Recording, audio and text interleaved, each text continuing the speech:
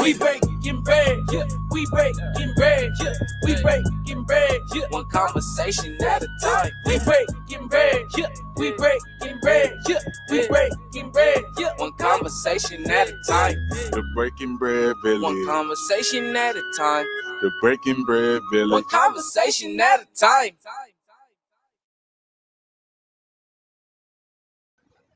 Hey everybody, welcome back to the Breaking Bread Village. Really excited about our conversation today. I'm going to go ahead and bring on our guest here. He can go ahead and introduce himself, but his story was really inspiring to me, so I wanted to share it with the world. So I'm going to bring him on and he can go ahead and introduce himself, and then we'll get started with the conversation. Hey, good evening. How are you? I am well. So I'm going to go ahead and let you introduce yourself, and then we can go ahead and get started with the conversation. Yes, ma'am. And welcome. Thank you for having me. It's 9 p.m. here in Indianapolis, Indiana, so it's a little late for me, but I'm excited to be a part of it. My name is Yuri Smith, and I am the founder of Indy's Inner City Chess Club. I'm also a former everything.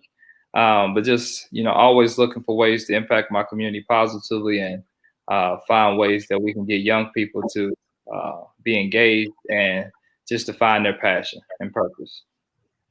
Awesome. Well, again, welcome to you, and thank you for being here this evening. I know you do a lot. Not only that, you didn't mention that you have a beautiful wife, you have 2 sons, and so you are really busy, not only, in your household, but helping out in the community. So again, thank you for being here. I really just was inspired by your story, and I've always been a person that always talked about chess, not checkers, right? Everybody says that, right? Chess, not checkers, because most of us kind of understand the basic part of that, that chess is a strategic game, right? You have to kind of be a couple steps ahead. So with that said, I always have been fascinated with chess and the idea behind it. I can't play it, but I've always really enjoyed watching people play it. I remember being younger and seeing older men, outside in parks, different places playing chess. And, it was always really serious and just really and then they would be giving life lessons while they're kind of playing. And so I always find that very intriguing. So your story, of course, intrigued me as well. So I kind of want you to share how chess was, I guess, introduced to you into your life, and kind of go from there. We'll kind of go from there, but you can get started there. Yes, ma'am. So I was introduced to chess really on a humbug, on accident. I was 8 years old, and we had to be in the house when the street lights came on, when it got dark. And I grew up on the west side of Indianapolis. We call it 2G. But I grew up on the west side, and so my friends didn't have to be in the house, so the sun was still out, but the street lights were slightly on. And so me and my brother, we were really mad that we had to come in the house. And so we came in the house, and my uncle was like, "Hey man, sit down. I want to teach you something." And that's how it started. We started playing a game of chess, learning the pieces. My uncle wasn't as patient as I am with it. Well, he got the job done, and his name was Don Smith. He taught us the game of chess when I was 2 years old. Okay.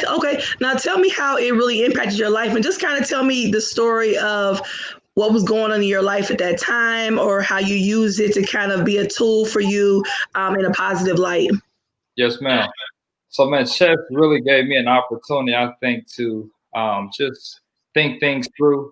I mean, I think about where I grew up at. I grew up in what they call now red zone, high power, high everything, underserved, right around the corner, we had arrests, murders. I've seen so many people pass that, now my emotional connection to things is a little diluted. But chess really saved my life. I think chess not only afforded me opportunities to travel around the country and meet all different types of people, but it also taught me to think things through, to consider the positives and the negatives. Now, it also push back marriage and finding somebody who could handle me until I was in my 30s.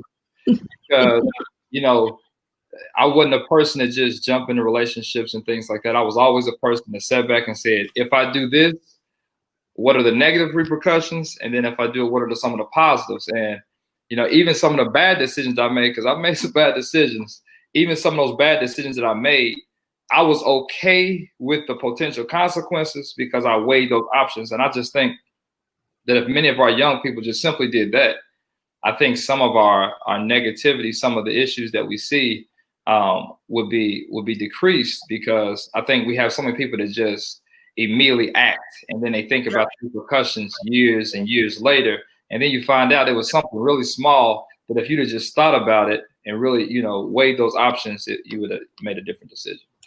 Okay, Yuri, you know, I want to kind of go back a little bit, because I really want to dig deep into this, because I don't think that some people really understand, like right now with our current climate, with everything going on, you know, there's a lot of racial injustices going on. There's a lot of talks from people who are brown and black who are saying, you know, these are things that we're dealing with in our communities. These are some of the imbalances that are happening within our communities. And we talk about this, people don't understand some of the how do I want to say it? Some of the roadblocks that are already put in front of us that, you know, some people just don't understand because they've never been exposed to that. I want you to paint, you know, a more clearer picture of your community, because this is really important with this discussion, because I want people to understand that sometimes people grow up into a you know, environment that they have to really make some tough decisions, you know, in regards to taking control of their life and kind of determining their destiny. I mean, would you agree with that? Oh, yes, ma'am. Man, so you asked me to paint a picture of the community I grew up in. Man, I grew up in some of the hardships, yeah, that you know what I mean? And I don't have a problem with it. I think, man, I am when I think about the people that I grew up with, when I think about the many people that I started preschool and went to elementary, we all grew up, you know, from 21st and Harding, in a small, you know, small community. We were across Bursa Parkway, but we considered it, our community was considered 2G.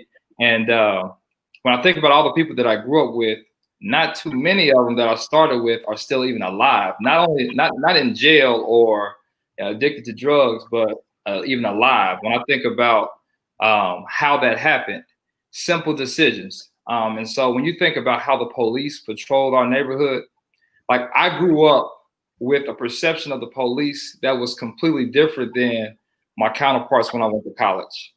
Mm-hmm. You know, I grew up thinking that the police were the people who would do whatever they possibly could to make the data that they received factual. So, you know, and as I've gotten older, I've learned that, you know, to their defense, but not really to their defense, they were given data. They weren't from our community. They didn't look like us. They were told that you are going into an environment that has high poverty, high crime, high drug abuse, you know, everything that you could think of. They murdering each other. So they come into our community a little scared, a little,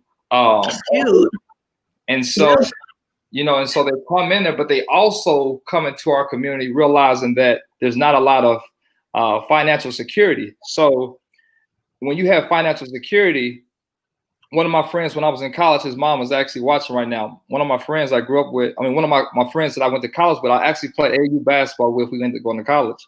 Okay. He was wrongfully arrested at Franklin College. He's a white young man. But because his family could afford a lawyer and things like that, the situation ended differently than it would have been for someone else.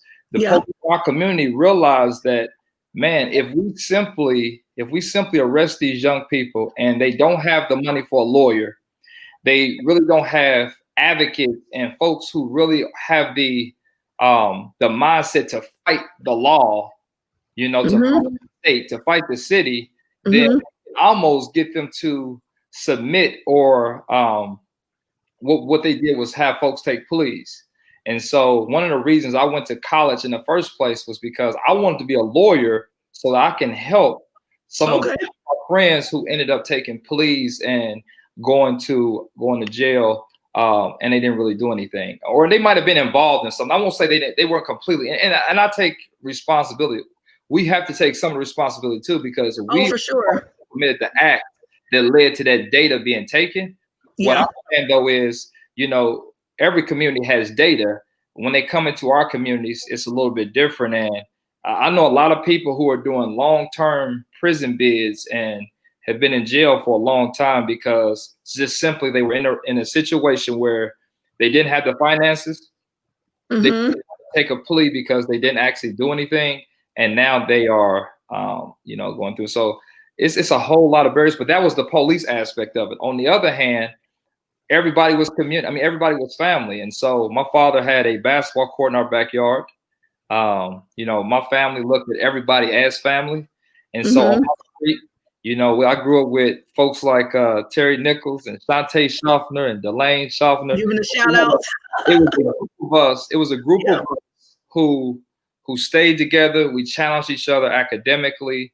In the summertime, we also had the hustle mindset, not just negative hustle, but we would go to the school that was in our neighborhood and we would help the teachers prepare for the next school year. So we wanted to it built some competition in us too. So we weren't ones that wanted to miss school. We challenged each other to see who can go to school every single day.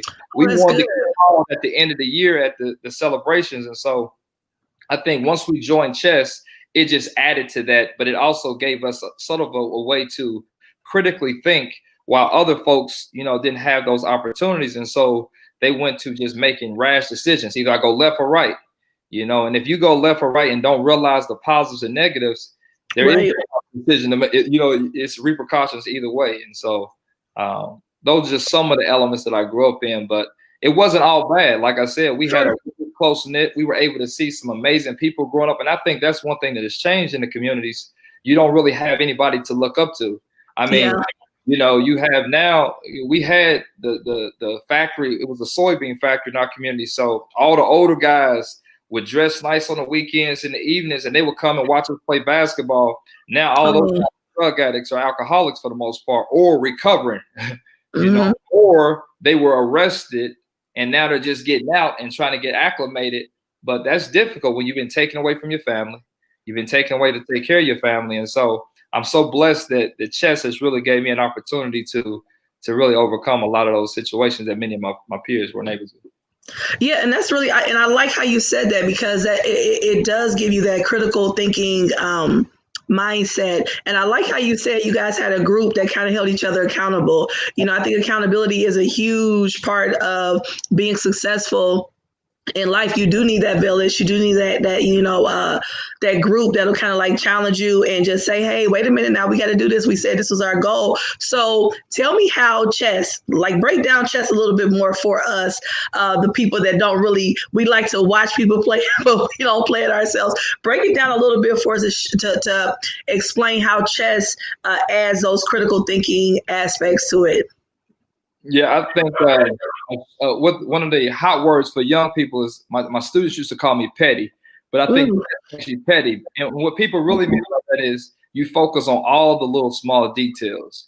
You start to delete all of the gray area. And so it makes me a handful. I will say that, I work in places. It also gives you a confidence. Imagine I won a Supernational Chess Championship in 1997. It was in Knoxville, Tennessee. It was the biggest tournament they had at that time. And you got to imagine walking into, the biggest arena in your city. So in Indianapolis, it's the Lucas Oil Stadium. Okay. And thousands and thousands of young people, all different age divisions, all sitting across tables with the only thing in the middle is a chessboard. Okay. And so, you have to have a confidence. Not only that, predominantly the folks who play chess are either foreigners or white folks. And I want to touch on that because I was doing a little research. So thank you for saying that. Yes, ma'am. And so before you even get to the nationals, you have to, get your ranking up and do those things. And most of the local tournaments was all white. So we had an all black chess team. We're coming in there with a confidence that my mother used to tell us, bless her heart, she passed away. I'm sorry to hear that. But my mom raised us to say, like, hey, you put your socks and shoes on just like the next person do. So it's nothing that you can't do. We already were A students in the schools when we had our peers. So we didn't go into that mindset. You know, it really crushes me when I hear a young person say they are limited on what they can do because of their skin color. Yeah. You know, I was raised that, you know, no limitations. There's nothing that you can't do. And I was, like I said, I explained to you the environment that I grew up in. And so playing chess really built that confidence to where we can conquer anything. And so chess is a game that really gets you to think about the small details of things. And you start to think about it. So we learned a traditional way of playing chess, which is where you just think about controlling the middle of the chessboard. You learn how each piece moves. You know, so you got 64 squares. You have 32 chess pieces. And you learn how each of those pieces move. And over time, strategy is developed. Okay. And so, you know, it's just like you're in life, right? You learn how to balance your money. We didn't get financial literacy class. We learned, well, I spent too much last time. I almost didn't pay my bills. I better not do that this time. Exactly. And so chess is a game of strategy development as you play, unless you have somebody like a coach. And so after my uncle taught me the game, I was blessed to play. I played in this tournament that if you won or you qualify, you got to go to Canada. And so with earning that opportunity, that spot to go to Canada, I got a coach. I met a coach named Bernard Parham. Okay. And he taught me this system called the Matrix. And so the Matrix, you know, for me, it taught you to think about chess. So chess is already, you got to get outside the box, but the Matrix system taught us to even think outside the box even more. And so what that has ended up doing is I now am a person in every position that I've held, whether it been a classroom teacher, a assistant principal, a hustler, whatever you imagine, a club. I've always thought outside the box, you know, and that's been one thing that has really helped me. So chess is a game that is really, they're really designed to make you think very into the small details. What people say now, in the weeds. It has you get into the weeds. And you start thinking multiple steps down the move in multiple different ways. And so you say, if I move this here and he does this, then, you know, and then you start saying, are those guesses or am I basing this off of data?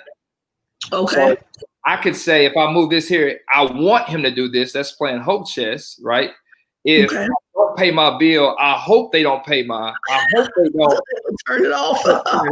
However, the data says that the cutoff policy says if you miss that deal within so many days, so playing hope chess would say, I'm not going to pay it, and I hope they're not, even though the policy says they will. And so we've learned to find that line and stay in it and make sure that we get into the weeds as much as possible. And then you give yourself the best chance. And even doing all that, it still doesn't guarantee anything, but it gives you great options. Okay. Now tell me a little bit, because I want to really kind of highlight this. I know you shared with me when I spoke to you before this broadcast, your group of friends that you guys kind of hold each other accountable. Tell me about some of those successes, because you believe that chess is what helped you guys get to the positions you are in life now. So can you highlight some of those successes with you and your friends? Yes, ma'am. I think another thing that growing up in the community that I grew up in, it built grit. It built rigor. Like, you know, you can't let boys go in your pockets. You can't let, you can't let people, punk you or cake you or whatever. But you also start to think, how can I survive? How can I not find myself on, the rough end of situations? And so, I think in that area, growing up, what's different than the young people today, is it also taught us to build relationships and what we call now networks. Yeah. Multiple small groups of friends. When I was really young, up to I was probably 10 years old, I had a really small group of folks that grew up in the same couple blocks, right? Mm-hmm. Same school. And I think that's how a lot of friendships are developed. But then you find out, are we friends because we want the best for each other? And I started asking that as I got older, or are we friends because we've been around each other for a really long time? And what you find out is a lot of people call friends folks who have been around them for a really long time. Right. Instead of folks who say, I provide this in your life and you provide this in my life. Yes. And I had, as I started getting older, when I got in middle school, my friends started to expand. And then because of the ability to socialize and grow up where I did, you know, you begin to have friends for multiple different. I haven't met a person that probably wouldn't consider me a friend, and I love everybody that considers me a friend. But so I Right. met multiple different people for multiple different things. I was Yeah. also involved in athletics, so I had a group of athletic friends. I had Mhm. friends that were, into different ways of come up with a candy store. So we have friends that were in the hustle mindset. Right. Friends that were in the magnet program or in the class. So all those different friendships had their own different purposes. And so in each of Sure. these situations, I found myself, I'm not sure if it's because of chess or because of my personality, I always found myself in the lead or always advocating for positivity. Like, hey man, look, we can do this. Let's make it happen. And Yeah. so then as I got older in middle school, the biggest group that I stuck with was, or I can't say that I stuck with because I've stuck with all those relationships, but the one that came most prevalent was my chess group. And so we started playing chess competitively, and we started playing all over the country. We started playing all over the city. And so that took me away from some of the negative decisions that I potentially could have made if I wasn't traveling playing chess. Yeah. Yeah. So all of the folks that were on our chess team have graduated from Indianapolis Public Schools, which is one of the worst in everything you can imagine growing up. We always had an extra chip on our shoulder because we were told what we couldn't do because we were IPS. And so, we had an extra chip on our shoulder, but we all graduated in the top 10% of our class, 25% of our class, all class president, valedictorian. And I'm talking about 10 young Black men. And not only did we graduated from college. And I'm talking about these guys grew up in the all high poverty, high crime rate zones. I'm talking about East Side, Hallville, Oak Road. All of us didn't have two parents, but we all. And you're saying this, and I'm sorry to interject real quick, Gary. I'm sorry to interject. I just want to let our viewers know that these are, because some people don't really grasp this because they are not in these communities. These are the reason why he's giving these examples is because these are people that they'll say can't make it, right? You can't make it if you don't have a two parent household. You can't make it if you live in an impoverished community. You can't make it, and you can't make it. And there's so many odds that people already say, that you've ended before you even began. So that's why we want to highlight this, because there's so many stories of Black fathers not being there, or Black men not doing this, and Black that. And I just get so tired of it because there are so many successful stories that we do not highlight. So I want you to continue, but I just want to interject with that because that is great. And, and I hate to talk black and white, but unfortunately our society is based on that. We judge people based on that. So we need to also shed some light and positivity based on that. So go ahead. I'm sorry.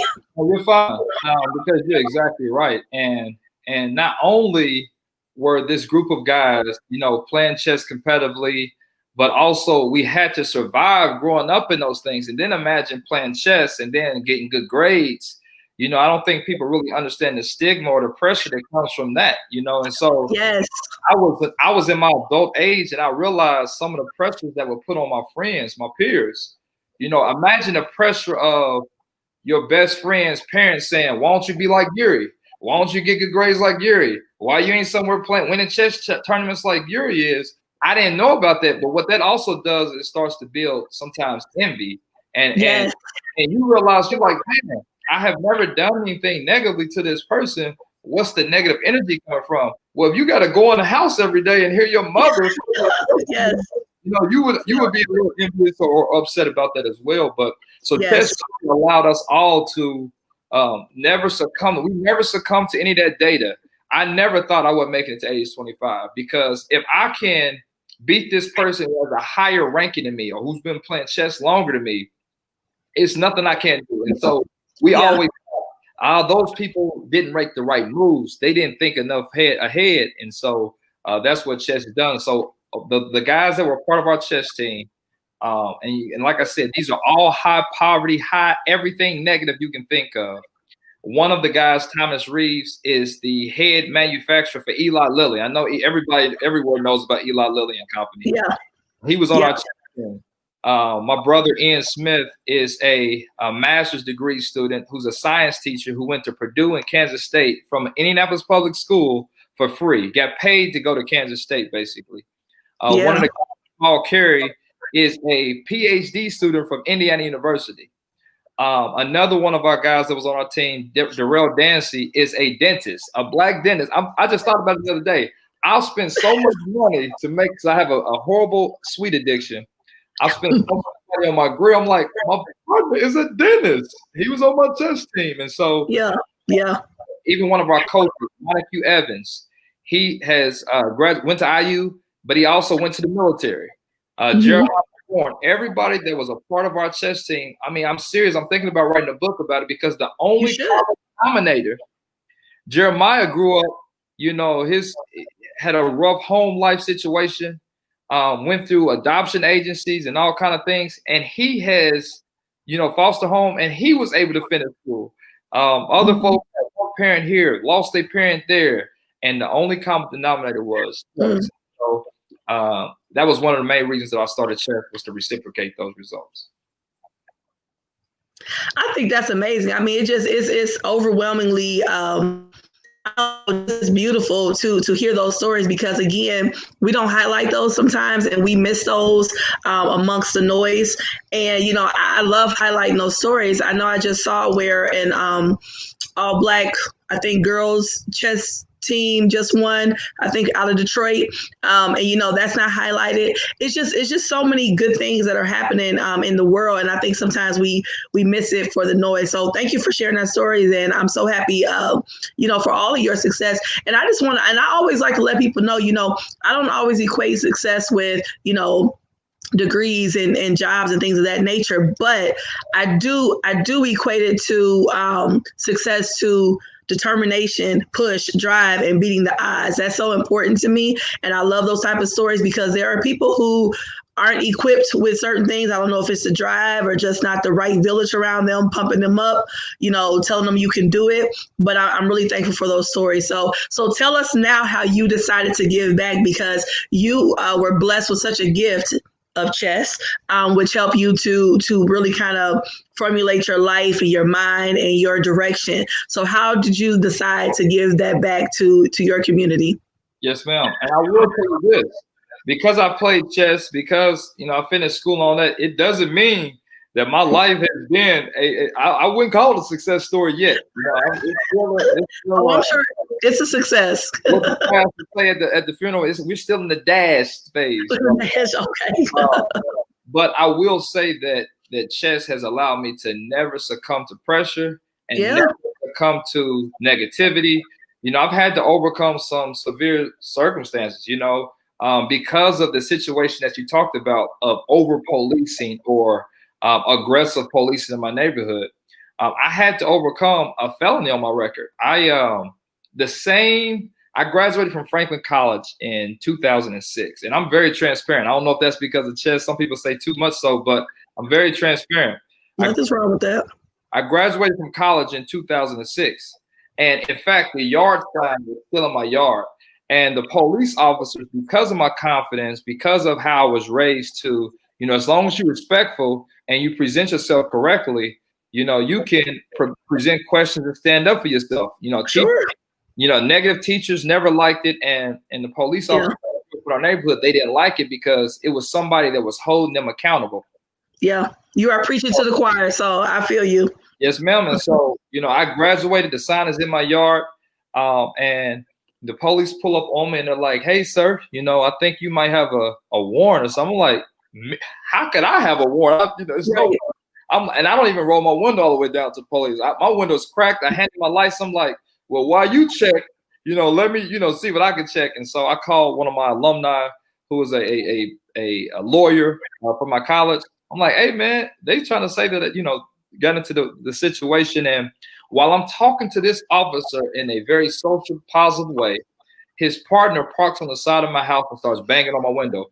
Excuse my language, this is rated R. Open the window, just thinking he was about to bully me, so on and so forth. And I politely cracked the window. It was a two-door car. And I said, "Sir, I'm sorry. I'm talking to this officer. I'm afraid what you're going to do to me, the way you beating on my window, so on and so forth." Long story short, they got me out of the vehicle. My parents, my neighborhood was around me like, what is going on? Nowadays, I'm lucky I wasn't shot, you know. Yeah, I know. Tell me about it. And so I ended up going to process, and I learned this, right? I went to process and never had been to processing center in my life. I found out there was some kind of error in the system with an old traffic ticket or something where they said the situation was resolved because at the time the lawyer that I had took care of the situation, but in the system it had that I had a failure to appear or whatnot. So they said it wasn't error. They're going to OR me out, which means on your own recognizance or whatever, to go take care of it. However, I have to come back to court in 6 weeks about the resisting law enforcement. I said, hold on, Mel. They were like, the judge was like, hey, you know, be careful what you take. I said, I'm okay. She said that you picked up a resistant law enforcement. I said, ma'am, I only picked up the resistant law enforcement, telling them what you just told me, that it had to be an error. And so, long story short, I fought it for 3 years, and that really. So I had my degree, right? We taught in poverty and in these communities to go to school, even if you don't know what you're passionate about, get a college degree. And then after you get a college degree, your life is going to be easy. Like you're going to get millions of dollars. You're going to get to live the American dream. And that's not the case. I had a college degree and I had to wait 7-8 years before I could get it off my record. And so that's how I lucked and got into education, because I'm like, you know what, if I can't make any money, if I can't be a lawyer, if I can't do what I want to do, I want to be able to give back to young people. And so that's how I got started in education. So it hasn't always been the amazing success that people think, but I think chess taught me to never give up, to be resilient, and to just think about how can I think outside the box to get, you know, where I want to get to. And so that always really, I don't know, a lot of emotions go through, but it's just so disheartening that, for one, that we even have to prove that we have this education to justify why we shouldn't be targeted. You know, that always really bothers me. And it also, I mean, just the story of the aggression that came with a parking ticket, basically violation. I mean, you know, that type of aggression. And then people too who are not in these shoes that we're in, they don't understand sometimes when people say, you know, well, just comply. And if you would have just sat there and just explain, you know, it's just, they people don't get it, that sometimes it's a fear that goes through you because you see, I mean, they literally show our Black on TV constantly. You know what I'm saying? So when you're seeing that, and see, it was what'd you say for me, because at that time, you know, we saw Rodney King and that kind of situation. Yes. But I literally saw police in my neighborhood abuse their power. Like I literally, one of my buddies, RP Little Stevie Weber, man, he was a very courageous young man. I mean, lived life to the fullest, but he was a courageous guy. It was somebody that our neighborhood looked up to. But Little Stevie one night was just in our yard. Police pulled up on him. And they handcuffed him in my front yard and made all of us sit down. I'm talking about they had the helicopter out, they got K9, and these officers had sticks. The night crew, when I grew up, you didn't want to mess with the night shift. And this is in the summer. We're all 18 plus, not doing anything wrong, listening to music, but they just felt like they couldn't control our actions, even though we weren't doing anything wrong. Why would you? Anyway, so they. I still see it to this day. Handcuffed him to the back. They had him leaned over on my fence. We have this little fence in our front yard, and you know, not a wooden fence, but like the fences that, you know, they have the poles, but they kind of give a little bit. Yeah. They're pushing his head up against his fence. I still see it as I'm telling the story. And they're kicking his legs far apart. And so as they're kicking his legs, he's starting to drop. And at the bottom of this post is concrete. And we saw Sergeant. And I still can see this sergeant with this cigar, with this gold badge, smiling, saying, "It's not funny now.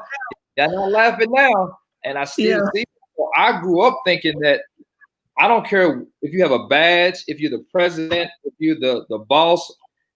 We all wear, I told you, we all put our socks and shoes on the same way. And so we all have the same, you know, liberty. We all can hold our own. None of us should be disrespectful towards each other. But I didn't have the same respect or that fear from police. You know, and even to this day, for what I believe in, You know, I tell my wife doesn't like it, but I believe that if you believe strongly about something, you should really want to put your life on the line. And so I disagree with the idea that because many of my friends, you know, that are officers and things like that, because I do have friends that are officers. They grew up in our community. That Steve Scott's one of them, and Dave Hoball. They tell me, like, Yuri, I know this is crazy. I know this is complete opposite because we grew up not trusting the police. They tell me that I was supposed to allow the officer to arrest me, go to jail, get a lawyer, let a lawyer prove that I was innocent. That you have to pay for, and if people don't have money to pay for that, right?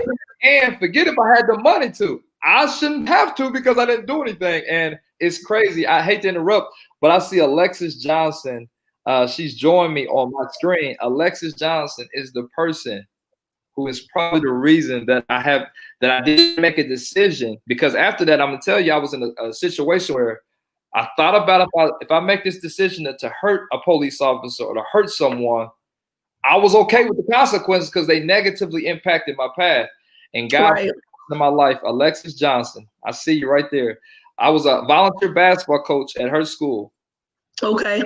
And she looked at me and she said, this is the common question that really propelled my life. She said, don't you have a bachelor's degree?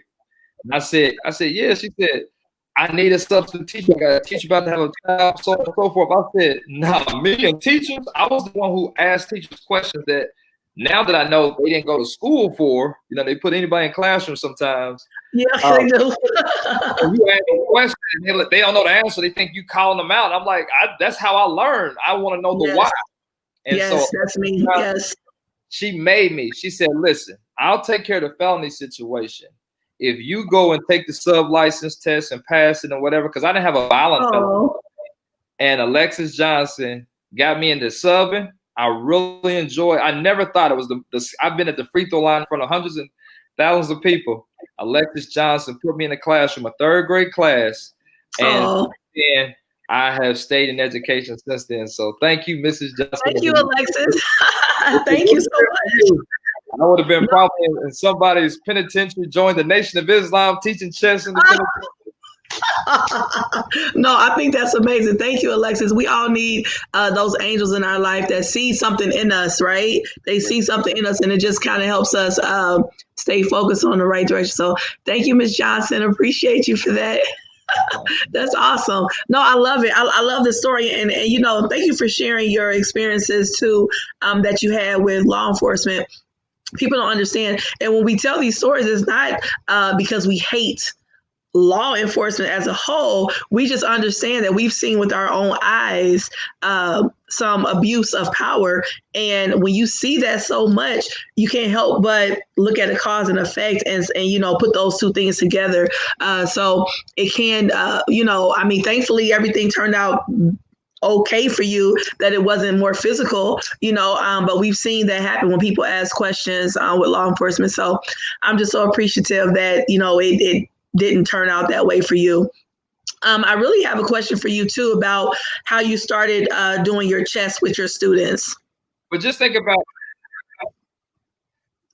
Freezing up a little bit.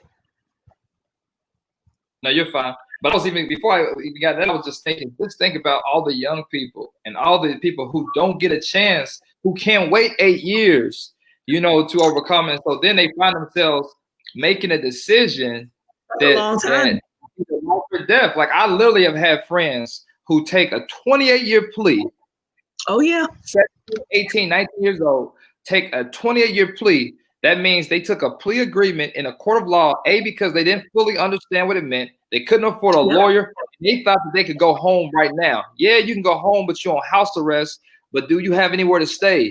Do you have anybody that you can pay? And so now when you get out, because you just want to get out, because you're too young to be in there with them wolves, you get out, and the only decisions that you can make are the same decisions that got you back, that got you in there. So you violate, now you have to go and do 28 years for a plea that you should have took for something so minute. So when I think about my story, and you know, one thing that I struggle with now is, you know, getting a salary, buying a home. My mom won't let me get away from where I grew up at. I mean, I just can't. no matter what other networks or other things, my mom will not let me leave the West Side of Indianapolis, underserved communities. And so one of the reasons that the position that I have at the job that I have is because it's in my community. But I started Indies Industry Chess because I wanted young people to learn these skills. And so I started it while I was a teacher at Indianapolis Metropolitan High School. I had the space, right? I didn't have to worry about paying for a space. And then I thought I had the time. And so I was like, man, I need to put something together because I don't ever want my whole life to be dependent upon anybody else again. I want to have more streams of income, but then I also want more young people to take advantage and learn this game so that, it can do what it has done for me and so many others. And so I started chess, just using my hustle mentality, my hustle skills, but then also using the academic that I learned, putting stuff on paper. And so that's where it initially started at. I built it up there. And so then I started researching other chess programs and started researching. I'm like, man, there is nothing for young. My wife keeps trying to get me out of the mindset. Don't just think about the inner city. Don't just think about Black because, a lot of times we can't afford it. And so my program has been rolling since about 2015. It's really just not enough, but I still cannot give up on my community. And so if it takes me 10 years to get to where I can function and do it fully, then I'll be paid because I have to be there for my Well, I really commend that, because we do. I mean, the inner city needs us. We need each other, right? We need that because a lot of times people they kind of once they develop, they move to different areas, and then now that community is lacking those resources all over again. So that's awesome. So I want you to kind of talk about your vote because you turned. You used to be just person to person, but now you're online, right? So tell us more about your business and how people can, connect with you if they want to learn chess.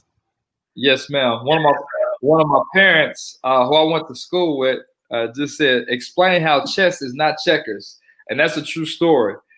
Yes, checkers is a game that takes some skill, but you simply just have to learn to put them on every other color. And if you got an opportunity to jump over them, you can.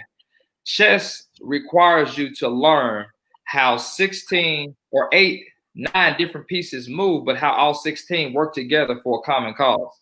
And so I explain to young people that chess used to be used as symbolism for acts of war. For war, you use the chess piece to determine your positioning. And the pawn are like the common people, the poor people who I love, right? So the pawn is the only piece on the board who can be promoted.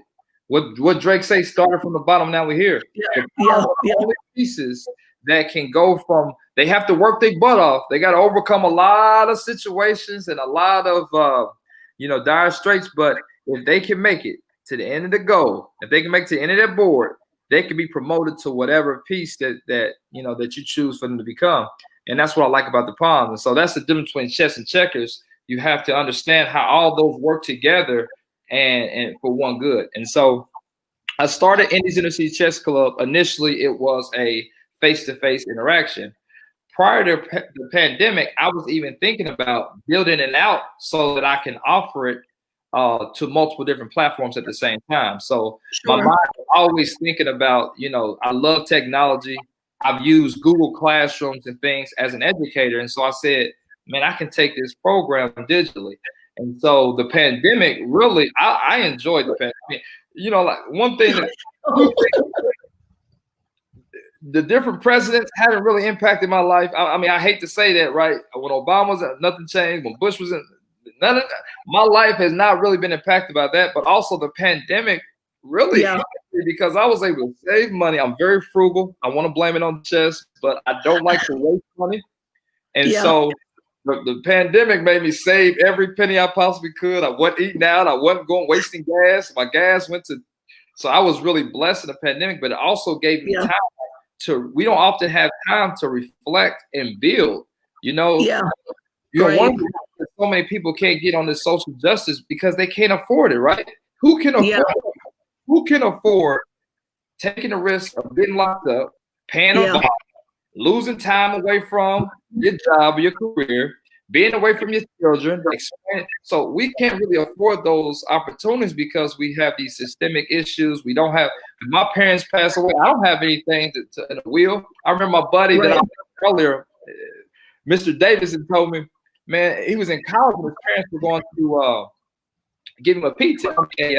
I'm sorry, I can't think of it, but they were going to collect his urine to test to see if he was taking drugs. And I'm like Alan, they not the what you gonna do? He was like, my dad says he's gonna take me at the wheel. I said, what is a wheel? What do you mean he's gonna take you at the wheel if you don't pass the test? He was like, that's what his dad was holding over him. That's his heart. His parents could do that. That's what the situation for me. And so I've always think of different ways. Alan's gonna be that story, Miss Davidson. But I've always had to think of different ways. And so really, this pandemic really gave me an opportunity to sit down, build it out, put it on paper, went through the non-for-profit process, and then I was able to put it on a virtual platform. And so now we have a Google Classroom. The assessments is a pre-assessment and a post-assessment. So I also use all the academic information, all the school information I use that I've learned over time to make it a data-driven, engaging program that children of all ages can take a part of. And so we just had our first class, our orientation this past Sunday, and I have about 15 people in the program, and about 10 of them, no, of the 15, 12 of them do not live in our city. I'm talking about from California, from Michigan, South Carolina, and they're all able to engage. We use Teams and Zoom. But they're also able to complete the assignments. I give them examples. And so I'm really excited that we're able to get it kicked off and I can't be with them face to face. But the goal is at some point we will get together. But the pandemic really pushed me to save and build, and so I'm excited. No, I always tell people that with this whole pandemic, some people either kind of went into a shell, and then some people just have been thriving. It's just, you have to just keep moving forward. This is what it is right now. So we have to just use it how we can. So that's awesome. I think that's really cool. So I encourage everybody who's interested. Now, do you do anything with adults? Yes, ma'am. I have now learned that this is not about age. It's about your patience level. And it's about your maturity. I've had a young brother, man, 5 years old. Shout out to my dude, Lil Muhammad, Terry Muhammad. His son, Gaddafi, was 5 years old. I almost didn't let him in the class. He was willing to pay double. I was like, listen, it's not about the money. He's always like, no, I don't want the money. He's 5. No way. And it came every day. And one of the pictures that I sent you, the smallest little guy in the picture, not only was he able to play, I have some videos on my Facebook of him, but he was feisty too. But his father is in the Nation of Islam. Shout out to the Muslims. But my little brother, man, was on it, and he was feisty, and he's holding people accountable, and he get a little feisty with you when he make his moves, and so he's still playing. Those are some of the amazing stories that I have. And so I started the chess program. We've been rolling virtually, and I'm even gonna keep it going virtually, provide those opportunities even moving forward. And so very inexpensive. It's a very inexpensive program. Like I said, I'm not trying to get rich off of it. I do think that many times Black men, positive folks who have something to give our community, we're often told that in order for you to make an impact, you have to do it for free, and you have to put your family on the line, and you got to relationships. And so I've always tried to figure out, how can I find that balance? And I think many of us, how can I find that balance of taking care of my family, compensating myself for my time, but then also providing it in an affordable way so that you need it the most. Yeah. No, that's a hard balance, but it is doable. I appreciate your story. I appreciate all of this. I'm just so, I hope that people reach out to you after seeing this, after hearing your story. It's so important for us to, for one, support each other. And I think the village is so important as well. And, just the life lesson that you said that you gained from chess, I think it's so important, and it's deeper than just learning a game. You know, some people look at it as just a game, but it's a lot deeper than that. And I hope that people get that message from this. No, I think it's a game of life. Like if you want to call it a game, you got to call life a game. And I have to give a huge shout out to Natalie Pipkin. Yes, I was going to do that at the end, but thank you. Do that. Listen, Natalie Pipkin is a homeschool mom. Yes, go ahead and say her organization, Black Girl Schoolers. Black Girl Schoolers, but she is the one who really pushed me because I was taking baby steps. Even though the pandemic, I still was like, I got to maintain my career position. I got to maintain my mortgage. And even though the pandemic, I don't know what's going, so yes. She pushed me. And so it simply happened. I taught her children. And on the low, she was learning how to play while her children, but I didn't trip on it. I believe that. If you have a chance to meet Mrs. Pipkin, man, I'm telling you, man, she will push you. And so she pushed me. And so she hit me one day and was like, listen, your chess program is about to start. I'm not sure if the boys are going to have the time because she has so many different things going on. She said, but I'm about to share this post. She shared a post on Instagram, one post. And that's how it all opened up. People started engaging. And so I've had clients as old as 69, 70 years old. Oh, that's awesome. My mother-in-law quit on me after about the fourth lesson because I called her for being late. I feel horrible. You try to push people as much as you can, but you don't. I think I pushed her well. I was holding her accountable, and she wasn't used to people holding her accountable. Definitely her son-in-law. And so son-in-law. Hey, we started at 5 o'clock. It's 5:15. What's going on? And she said, I don't think mentally I'm ready for church. I've had as old as 69, 70 years old learn, and I've had as young as 5 years old. But I want to shout out Miss Pipkin, her husband, and the boys. I think the world of those little guys. I think they'll be our future leaders in some capacity. Oh, definitely.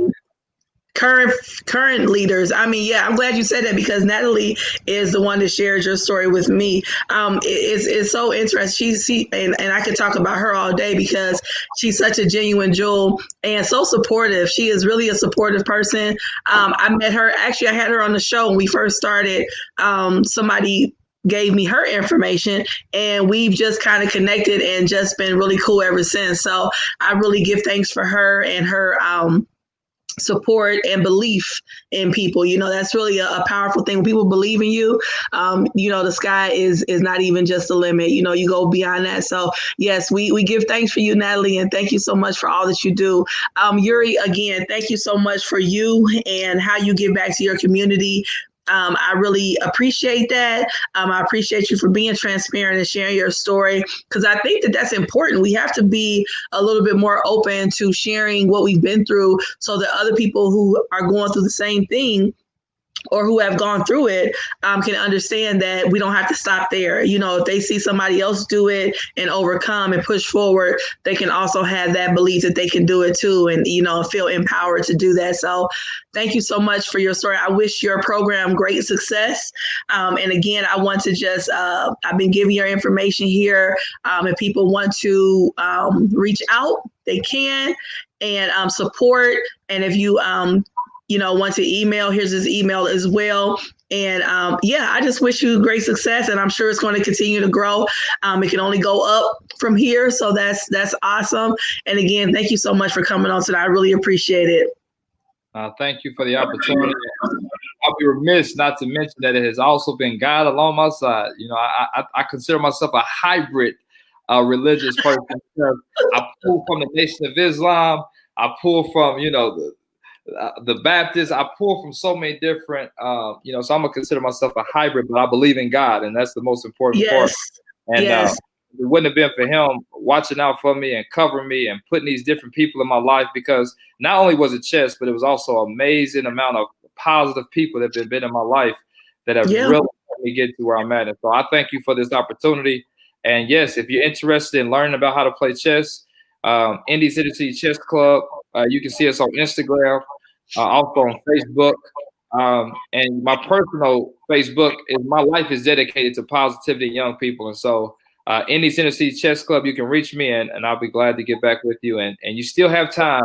you have until next Sunday to join. You got to take the pre-assessment before the first session. Very inexpensive. You got multiple different options, as low as $20 an hour session, all the way up to $50 a session. But the $50 option comes with a chessboard, Indies Innocence board. For donating to our organization, we give you a tournament-style, customized chessboard with Indies Innocence Chess Club on it.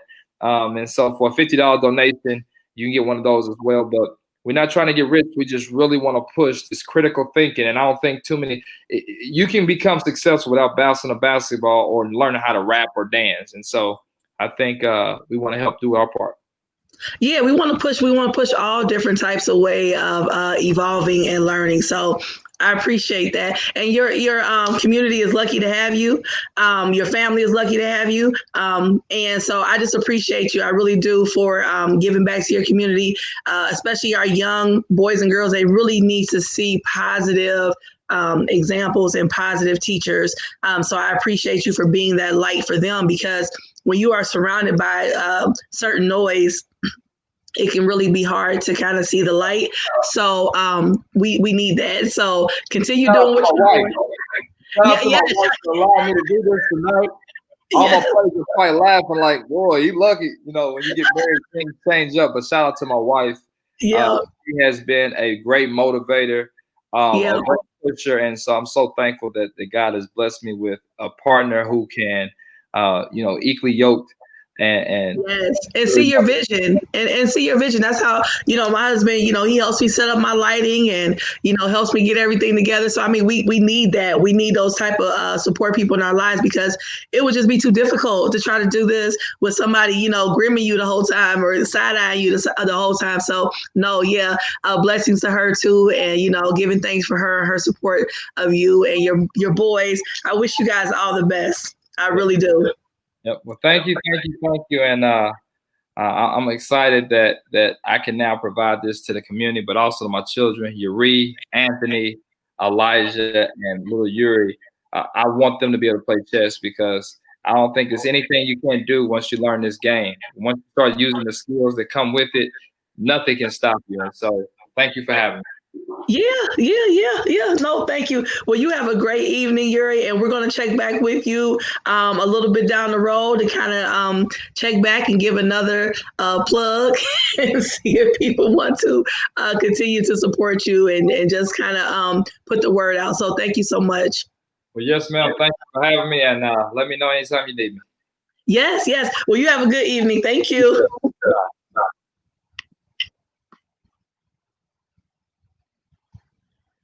Awesome. That was a great conversation, great discussion. I really appreciate people who give of themselves to help other people. That's always a beautiful thing. So thank you again, Brother Yuri, for coming on and sharing your story.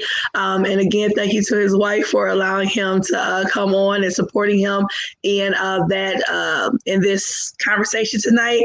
Sister Natalie, thank you so much for your support. And I just thank you guys for watching, everybody that watches and people that commented. Appreciate you. You guys have a great evening. Really great conversation. So it really does my heart good to hear success stories, especially those that come out of what we could consider darkness sometimes when you come out into the light. So that's awesome. Thank you again. And you guys have a very good night. All right. Thanks. Bye.